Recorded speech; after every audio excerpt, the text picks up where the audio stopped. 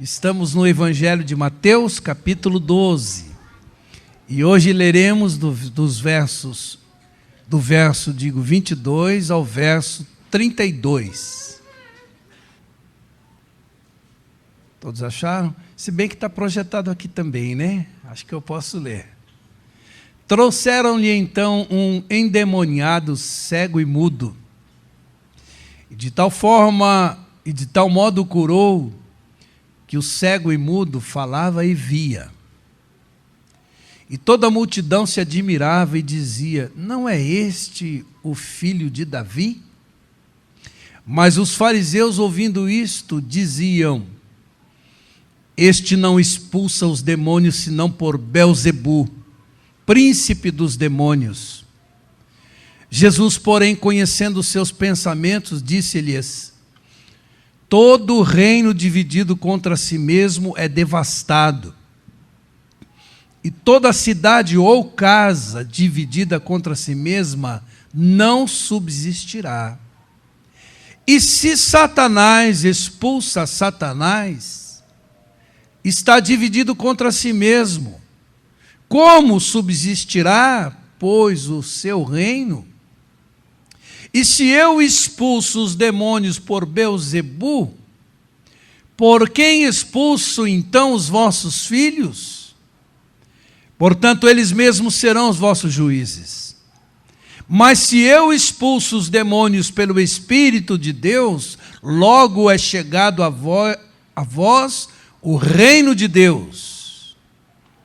Ou como pode alguém entrar na casa de um homem valente e furtar os seus bens, se primeiro não manietar o valente, saqueando então a sua casa?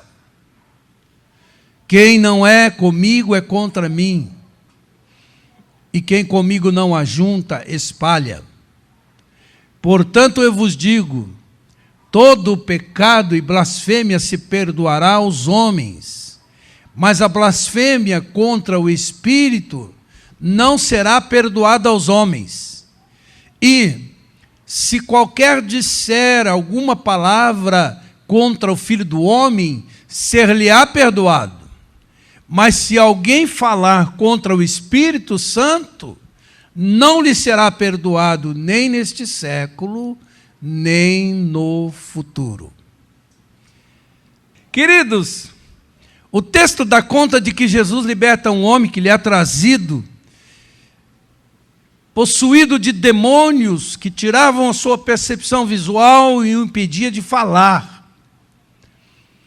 E um grupo de pessoas consegue discernir que aquele tipo de milagre dava pista de que eles estavam em frente ao Messias, o filho de Davi.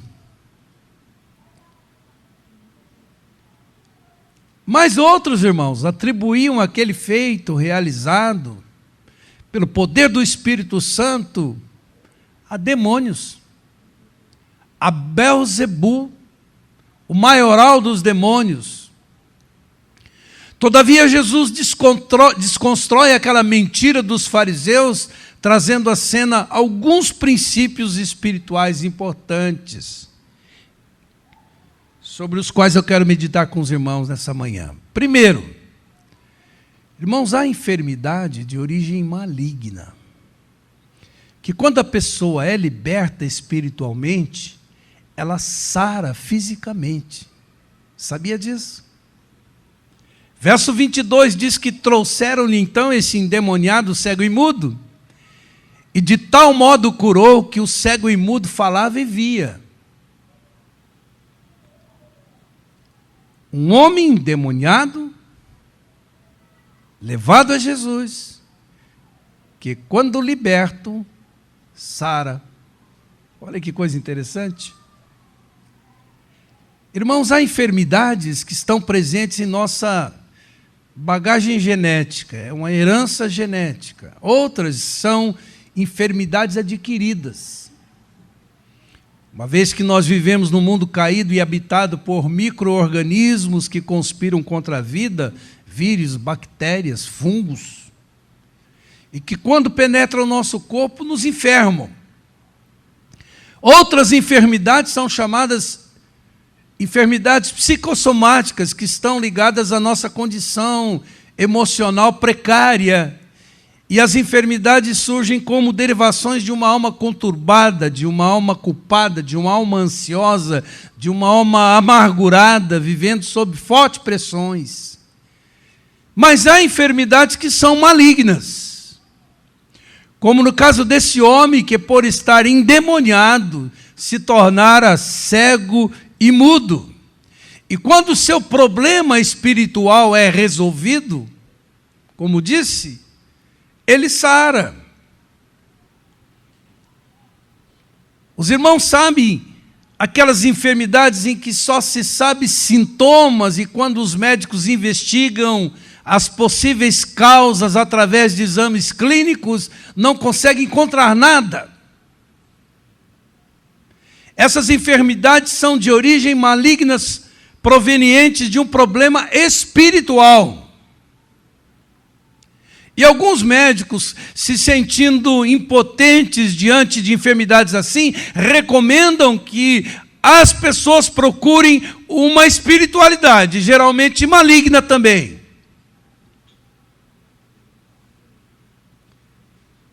Quando os médiuns logo dizem que elas precisam desenvolver alguma coisa, você precisa desenvolver. Ou fazer uma cirurgia espiritual. É quando as pessoas buscam sua cura nesse veículo espúrio e ficam ainda mais vinculadas a essa malignidade. Vamos entender a cilada e a armadilha?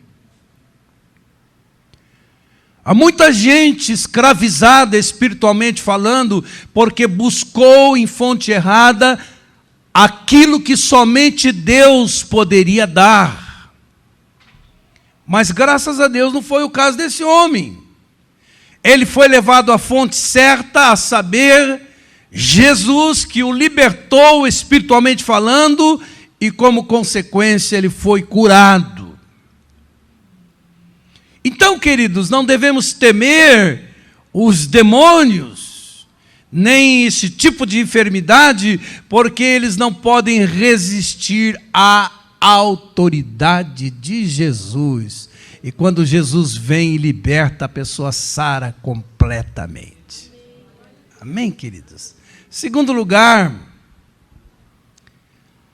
atribuir o poder de Jesus a uma agência maligna é uma grande blasfêmia. Essa cura impactou o povo que discerniu a possibilidade de ser Jesus o Messias, porque a expressão filho de Davi significava isso. E o verso 23 diz que toda a multidão se admirava e dizia: não é este o filho de Davi? Os sinais operados por Jesus, amados, era a confirmação de que ele era o Messias. Alguns tipos de milagres só o Messias poderia fazer. Isso já era anunciado no Antigo Testamento. Mas o verso 24 diz que os fariseus, ouvindo isto, eles diziam: este não expulsa os demônios, senão por Belzebu, príncipe dos demônios. Então, irmãos, vejam o que ocorre aqui. O povo tomado de perplexidade e admiração, porque você há de convir comigo que não é todo dia que você vê um endemoniado sendo liberto, sendo cego e mudo, ver e falar. Não é verdade? Acho que você nunca viu isso. E eles lançam uma pergunta esperando uma resposta afirmativa dos fariseus. Não é esse o filho de Davi?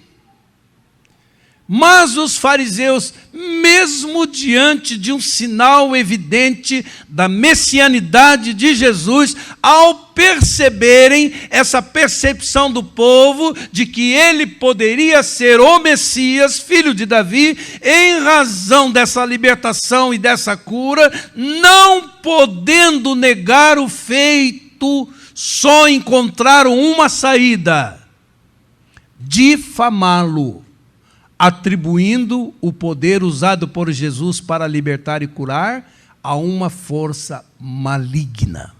Ou seja, Jesus fez o que fez no poder de Belzebu, o príncipe dos demônios. É assim que acontece, irmãos. Os sinais de Jesus podem causar admiração em alguns e difamação em outros. Não é verdade? Os fariseus, motivados pela inveja, porque Jesus, sendo o Messias, o eixo do poder religioso desloca deles para Jesus. E eles se agarram naquilo. Estão dispostos a fazer qualquer coisa para não perder aquele poder religioso, inclusive difamar o próprio Jesus, numa inveja deliberada, consciente, atribuindo o poder usado por Jesus como se fosse de Satanás. Eles, presta atenção que isso é importante, eles sabem quem é Jesus, mas de maneira temerária, eles fazem essa afirmação que não passa de uma difamação. O que é uma difamação, irmãos? É de hífen famação, ou seja, produzir uma segunda fama. Já viu alguém que chega para você: nossa, fulano é uma bênção, né? Que família linda que ele tem. Você fala: mas olha, é que você não sabe o que eu sei. É a segunda fama. Tem gente que é especialista nisso, tem gente que é viciada nisso, de produzir sempre uma segunda fama. Então, o povo tinha uma fama, tudo indica que ele é o Messias. Os fariseus vinham com a segunda fama: olha, isso que ele fez aí foi no poder de Belzebu. Ou seja, ele é um aliado de Satanás e ele está possuído do maioral dos demônios, é por isso que ele conseguiu expulsar o demônio desse homem. Mas o texto diz que Jesus, conhecendo a motivação desses fariseus, lhes contou duas parábolas para desarmar aquela mentira, inclusive usando um argumento lógico. A primeira é a de um reino dividido contra si, como acontece numa guerra civil, onde rebeldes lutam contra o poder constituído e vice-versa, afirmando que esse reino dividido não subsistirá. Eu estava pensando como acontece na máfia, né, irmãos? Na máfia, a máfia não subsiste, ela só subsiste por um tempo, porque não há lealdade entre eles. Sempre tem um delator que acaba desmontando o esquema. Isso vale para uma cidade, isso vale para uma família, isso vale para uma comunidade. Casa dividida não se estabelece. Amém, queridos? Contrário senso, casa unida, coesa, articulada, prevalece, e as portas do inferno não prevalecerão contra ela. Verso 25 diz, então, que Jesus, conhecendo os seus pensamentos, disse-lhes: todo reino dividido contra si mesmo é devastado, e toda cidade ou casa dividida contra si mesma não subsistirá. Qual é a lógica desse argumento? Se Satanás expulsasse Satanás, o seu reino estaria aniquilado, porque Satanás estaria destruindo sua própria obra e derrubando o seu império. E como não há poder onde há divisão, não há sinergia de forças. Ao contrário, o que há são forças neutralizadoras. Esse reino está a caminho da destruição. Por isso que ele diz no verso 26, e se Satanás expulsa Satanás, está dividido contra si mesmo, como, pois, subsistirá o seu reino? E agora vem Jesus e dá o checkmate. Se eu expulso os demônios por Belzebu, por quem expulsam seus filhos, ou seguidores, noutra tradução, quem é que dá poder para eles? Seus próprios seguidores provam que vocês estão enganados. É o que diz aí o verso 27. E depois, irmãos, de desmascarar aquela falácia, aquela mentira, aquela falsa acusação, Jesus afirma: eu expulso os demônios pelo Espírito de Deus, pelo poder de Deus.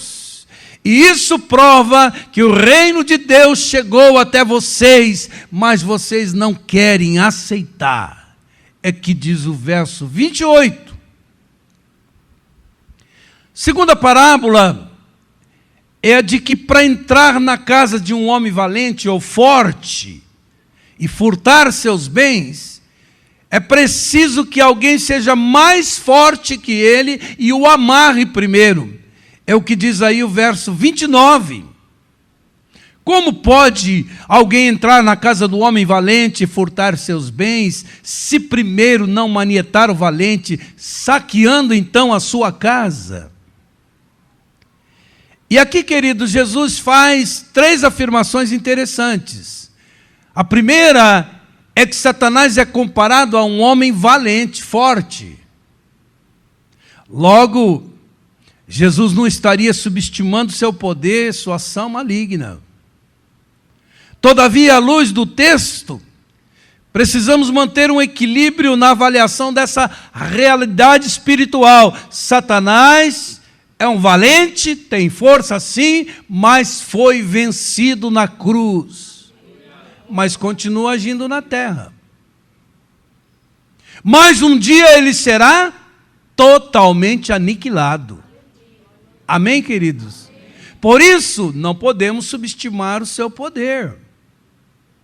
Mas também não podemos atribuir a ele mais poder do que de fato ele tem. Porque na cruz, Jesus relativizou todo o poder de Satanás sobre a vida do homem, do ser humano. Por isso é que ele só pode prevalecer, especialmente sobre nós, já remidos pelo sangue de Jesus, ele só pode prevalecer com a nossa anuência. Já viu a expressão dar lugar ao diabo? Ou no blefe, no engano, na mentira. E ele pode crescer especialmente diante do medo. É comum você encontrar crentes com medo de Satanás ou com medo de demônios. É porque ainda não conhece o poder de Deus, que é infinitamente maior do que o poder do inimigo. Deus está no andar de cima, o inimigo está no andar de baixo. Amém, amados? Então você luta contra o inimigo a priori derrotado. Segundo, é de que Satanás tem uma casa. É o que o texto diz, né? Antes de entrar na casa, ele tem uma organização. Ele tem súditos presos nessa casa. Mas ele não pode impedir Jesus de fazer o que ele quer fazer. No caso, libertar os cativos. Por isso, está debaixo da autoridade absoluta de Jesus.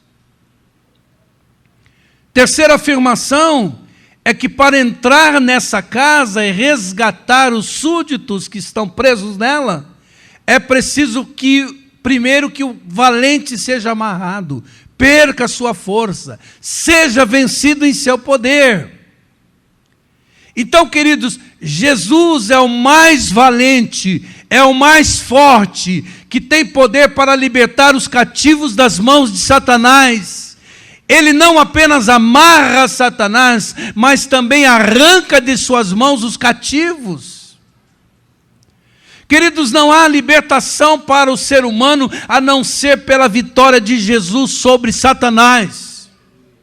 Foi assim em todo o seu ministério. A Bíblia diz que ele andou por toda parte, fazendo bem e curando todos os oprimidos do diabo, porque Deus era com ele.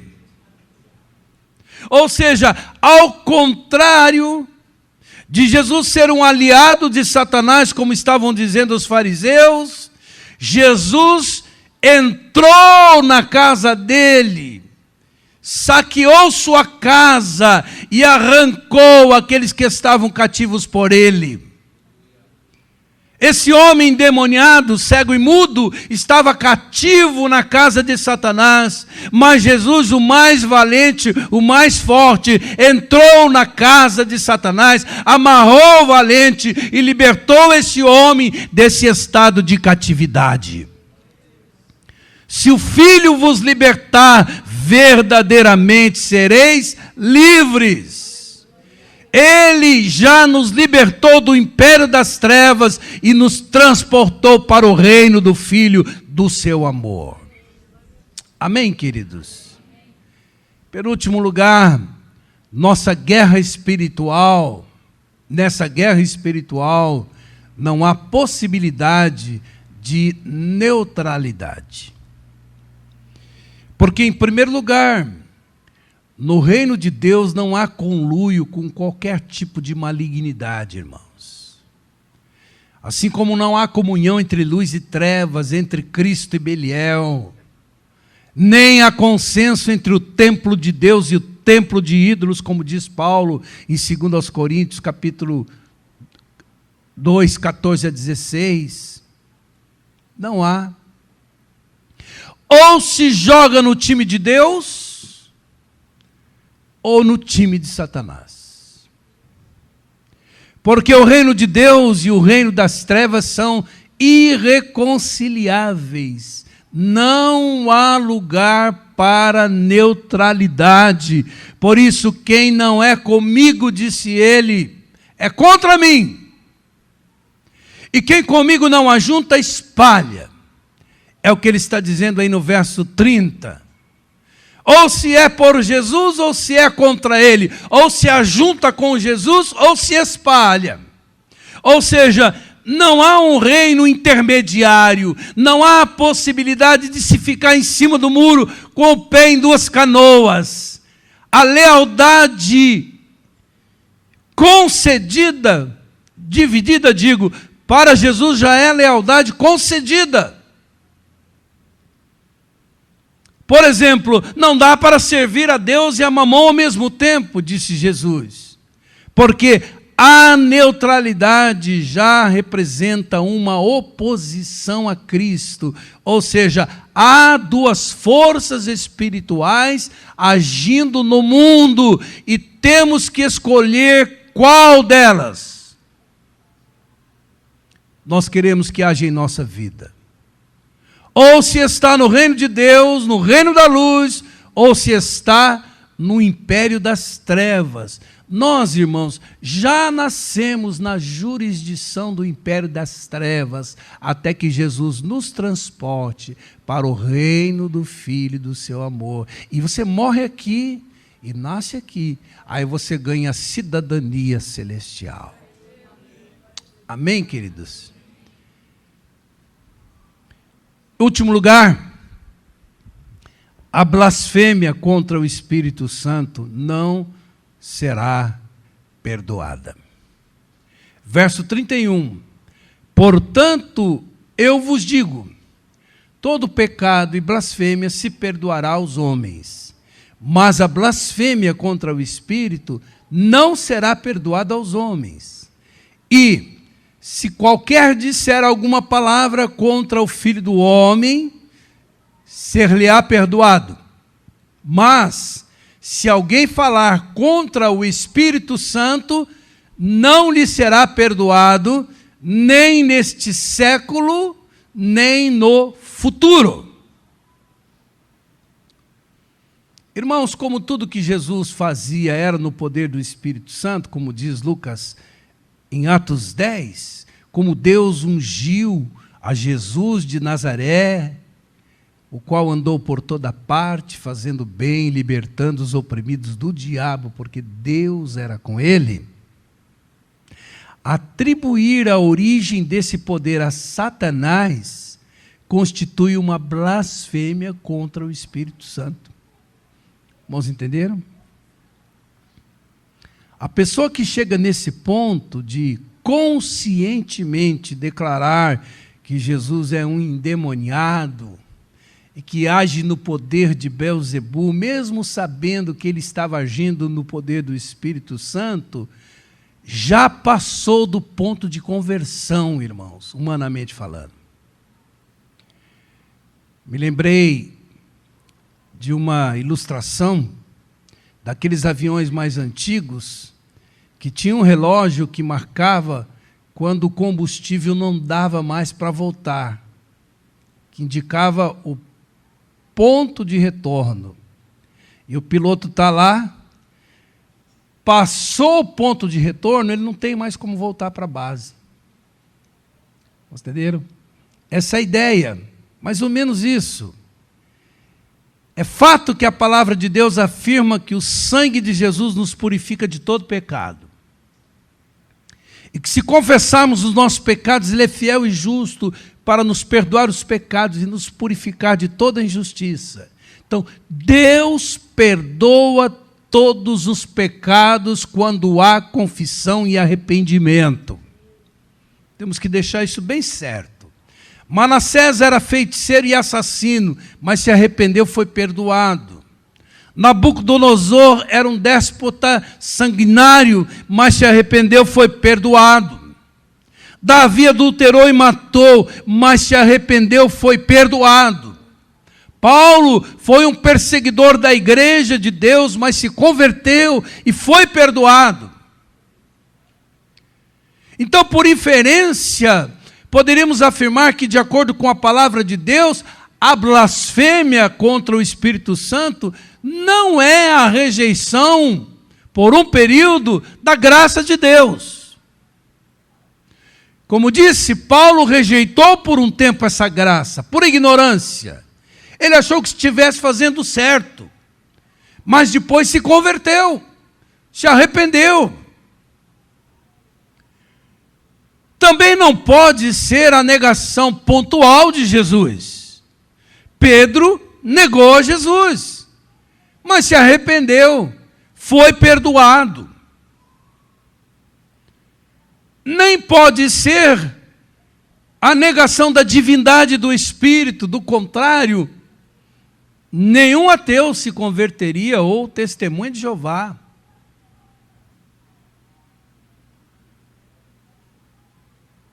Também não significa apagar ou entristecer o Espírito quando a gente peca, porque isso acontece com frequência conosco, irmãos, e nós não perdemos a nossa salvação. Também não significa resistir o Espírito Santo, porque muitos que resistiram o Espírito Santo por um tempo, depois se humilharam e se converteram. Também não significa mentir ao Espírito Santo através da hipocrisia, como aconteceu com Ananias e Safira, porque muitos agem hipocritamente, mas se arrependem e são perdoados. Bom, então o que seria essa blasfêmia contra o Espírito Santo? A palavra blasfêmia significa injúria, calúnia, vitupério, difamação, maledicência. Por exemplo, quando Jesus se dizia a Deus, para os fariseus ele estava falando uma blasfêmia, por isso ele era passível de morte. Mas, irmãos, a blasfêmia contra o Espírito Santo é uma rejeição deliberada, consciente da obra do Espírito na vida da pessoa. Porque quem é o Espírito Santo, irmãos? Aquele que nos guia em toda a verdade. Quem é o Espírito Santo? Aquele que dá testemunho de Jesus. Quem é o Espírito Santo? Aquele que convence do pecado, do juízo e da justiça. E mais, é Ele que abre o meu entendimento para discernir as coisas espirituais. Então, rejeitar deliberadamente, de forma contumaz, consciente, a obra de Jesus em favor dos pecadores, tendo a luz de Deus através do Espírito Santo com relação a essa salvação, e mesmo assim continuar em rebelião a Deus em toda a vida, é uma blasfêmia contra o Espírito Santo.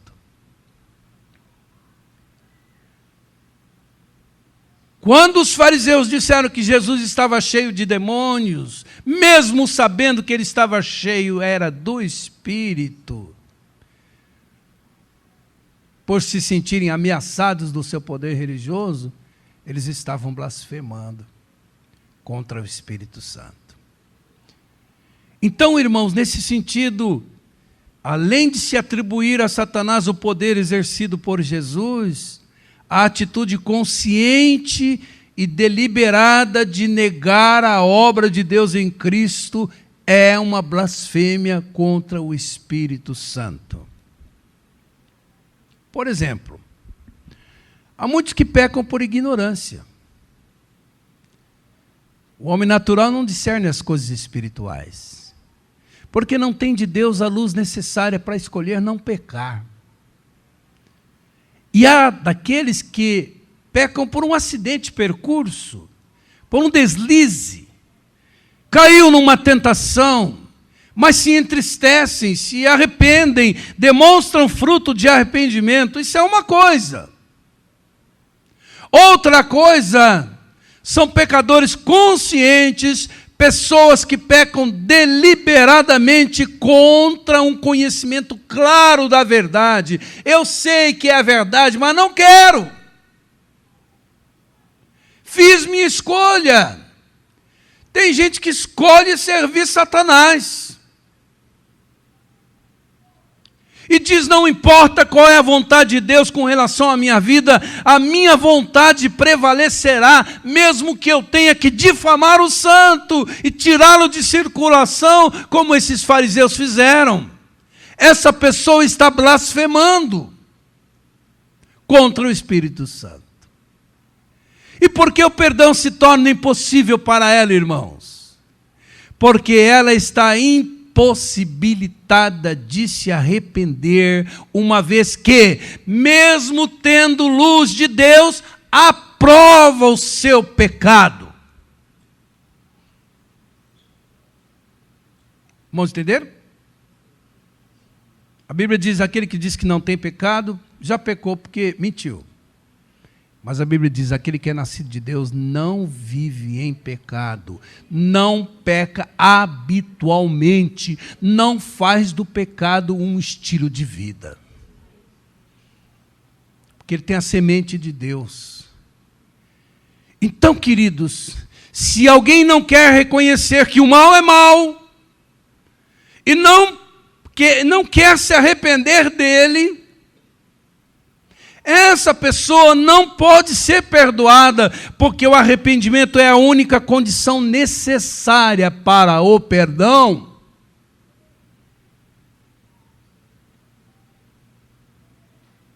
Deus oferece a salvação em Jesus, a pessoa não quer. Deus se revela a ela a obra da cruz, ela não aceita. Os irmãos sabem que a maioria que rejeita não é porque não entendeu, porque é muito simples o Evangelho, a maioria não quer. O Espírito Santo quer convencê-la do pecado, do juízo, da justiça, mas ela não se deixa persuadir, mesmo convencida. Deus fica impedido de perdoar. Vamos entender? Por exemplo, os fariseus não sentiam nenhuma tristeza pelo pecado deles, e em vez de se arrependerem, ficaram fazendo intriga com Jesus, e agindo assim eles estavam fechando a porta da graça com as próprias mãos. Amém, queridos? Temos que admitir que esse é um assunto controvertido. Por isso temos que ter muito cuidado para não relativizarmos a misericórdia de Deus. Para Deus não há pecado que não tenha perdão. Mas há um pecado, diz João. Há um tipo de pecado que você não pode nem orar pelo pecador, que é o pecado para a morte. Pecado da apostasia, da rejeição deliberada da graça e do favor de Deus. Irmãos, entenderam? Então, queridos, somente Deus sabe quando e quem comete esse pecado para a morte. Por isso esse julgamento não nos pertence. Só Deus vai saber disso. Agora, vou aliviar para você. Muitos crentes ficam angustiados e preocupados por terem cometido esse pecado imperdoável. Ah, o irmão estava falando em línguas, eu dei risada, nossa, pequei contra o Espírito Santo. Ah, eu fiz uma piadinha lá que eu pus Jesus no meio, o Espírito Santo no meio, pequei contra o Espírito Santo. Não é nada disso, irmãos. Fosse assim, não tem nada disso. Sem essa neurose. Aí você, quem é que tem medo de ter pecado contra o Espírito Santo? Ninguém, graças a Deus. Mas se tiver alguém com medo, ah, pastor, estou com medo, acho que eu pequei contra o Espírito Santo. Eu já digo de saída, você não pecou contra o Espírito Santo, porque quem peca e blasfema contra o Espírito Santo não tem medo. Porque faz isso de livre vontade. Se você tem medo é porque você já tem temor de Deus. Já não há essa possibilidade. É difícil, viu, irmãos, pecar contra o Espírito Santo. Precisa se esforçar muito. Tem que se esforçar. Ninguém pode sentir tristeza pelo pecado sem a obra do Espírito Santo. E quem comete esse pecado jamais sente tristeza por ele. Irmãos, entenderam? Então vou repetir, o medo de pensar ter cometido pecado imperdoável já é por si só uma evidência que a pessoa não cometeu. Porque quem blasfema contra o Espírito Santo faz isso sem medo, sem constrangimento. Mas há textos na Bíblia, irmãos, que deixam a gente pensando.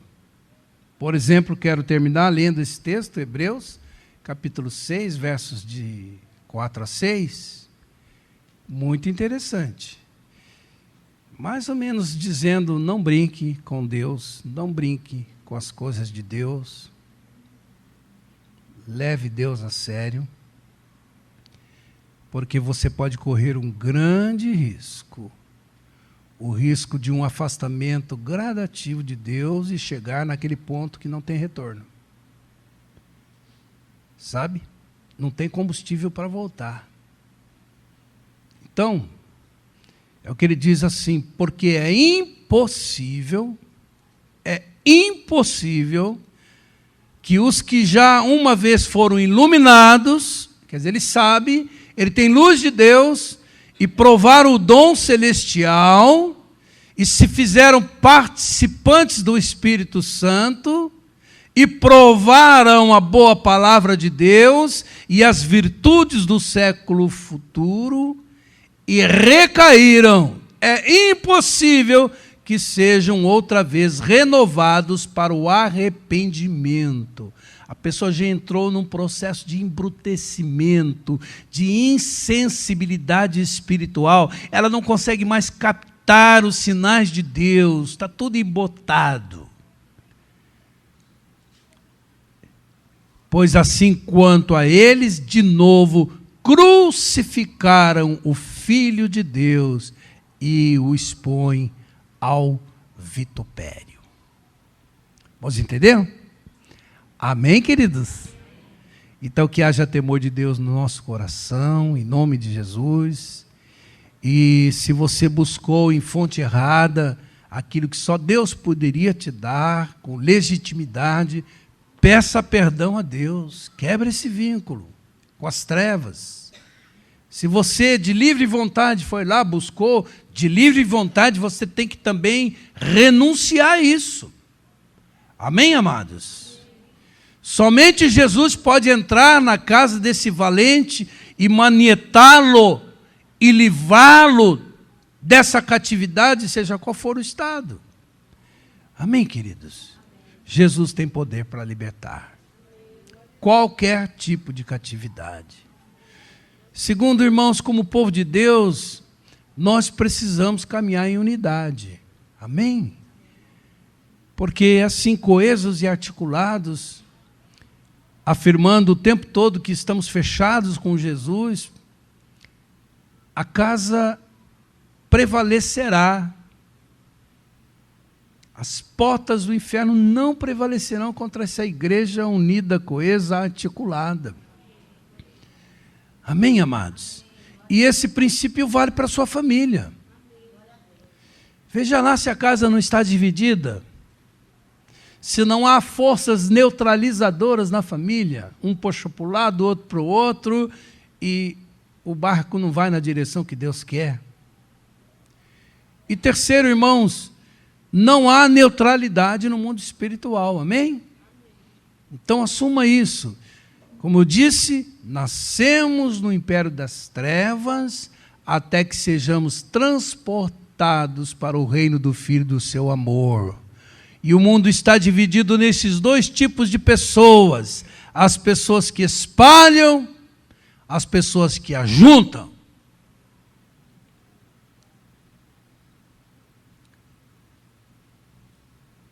Por exemplo, a Netflix mais espalha do que ajunta. A Globo também. No mundo, há muita gente espalhando. E pouca gente ajuntando. Numa comunidade, há daqueles que espalham. E aqueles que ajuntam. Vamos entenderam? Então vamos fazer esse compromisso com Jesus. O Senhor conta comigo para juntar. Não quero dar lugar ao diabo. Não quero conluio com Satanás. Não quero dar vazão à minha carne. Não quero ser condicionado pelos valores do mundo. Eu quero fechar com Jesus. Porque eu quero com Ele ajuntar. Precisamos tomar uma posição, irmãos, com relação a essa questão espiritual. Amém? E também não dá para ser amigo do Evangelho, não. Tem que ser salvo por Cristo, nascido de novo. Porque, irmãos, ser amigo do Evangelho não vai nos levar ao céu. Eu sou simpatizante da fé. Meu mano, toma posição em nome de Jesus.